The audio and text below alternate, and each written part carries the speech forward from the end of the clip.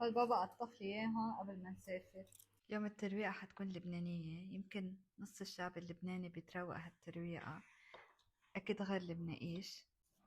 أول شي رح أحط مرتديلا.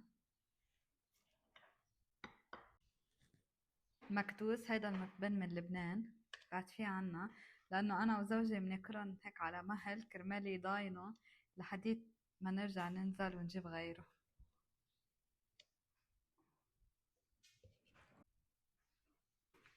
زيتون، بعد عندي يمكن مرتبانين زيتون، هيدا كمان من لبنان.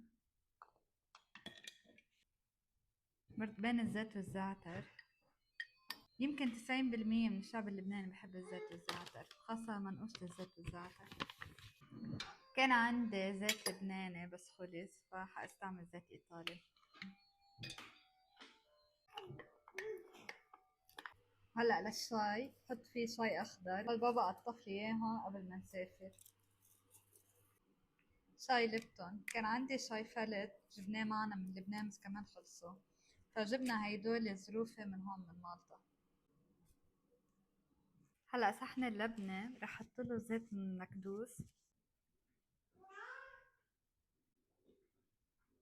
أطيب شي هو المرقوق، وكتير بننبسط بس نلاقي نحن بنجيبه من عند ميراكل فود إذا حدا بيهمه. آخر شي أكيد بيكون، ما لقيت بيكون في لافاش كيري هون، بس بلبنان كنا دايما ناكل بيكون.